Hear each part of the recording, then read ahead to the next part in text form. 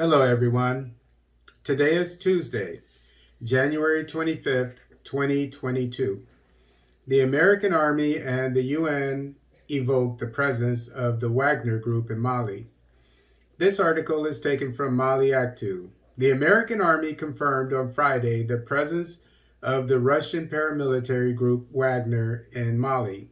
The UN also referring to it implicitly while it was never admitted by the ruling junta in Bamako, whose relations with the Westerners are increasingly tense.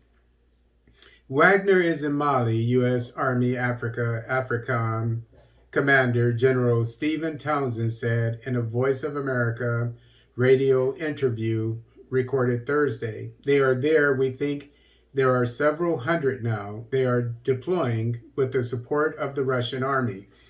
It is Russian Air Force planes that transport them, he added, thus directly linking the mercenaries of the Wagner Group to the Kremlin, which Moscow denies. The whole world can see what's going on, General Townsend continued.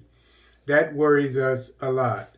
During a press conference in New York, UN Secretary General Antonio Guterres, who had a telephone conversation on Wednesday with the leader of the ruling junta, Colonel Assimi Goita, also implicitly confirmed the presence of Wagner in Mali. We have not had so far a meeting with Wagner on the ground in Mali, said Antonio Guterres, questioned to know if he had discussed the subject with the Malian military leader. It is a sovereign decision of the government of Mali to have cooperation with an organization like this, he added. The only thing we want is that it does not create any difficulty with the UN mission deployed in Mali, MINUSMA, said Antonio Guterres. What we want is effective cooperation between MINUSMA and the Malian army, and we also want respect for human rights and international humanitarian law, he said.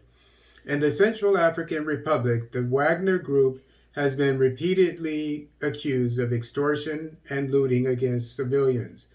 On Friday, UN sources announced new charges against them in the death earlier this week of several civilians during an operation carried out with Central African forces. The UN mission is investigating this case, according to the same sources.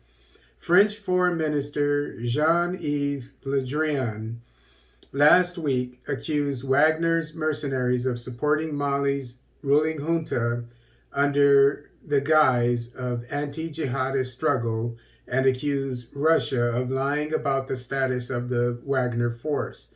When we ask our Russian colleagues about Wagner, they say they don't know of its existence, said the Frenchman. When it comes to mercenaries who are Russian veterans, who have Russian weapons, who are transported by Russian planes, it would still be surprising if the Russian authorities did not know about it, he said, estimated before launching We Live in Lies. The junta, which came to power in 2020 in Mali after a coup, does not intend to return power to civilians in the short term.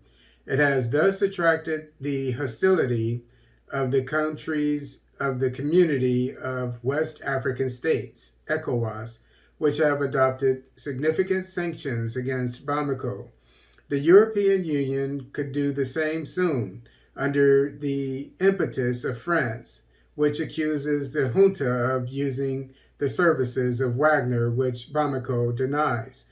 The Malian government only recognizes the presence of Russian instructors on its soil and affirms that it is linked to long-standing bilateral cooperation with Russia.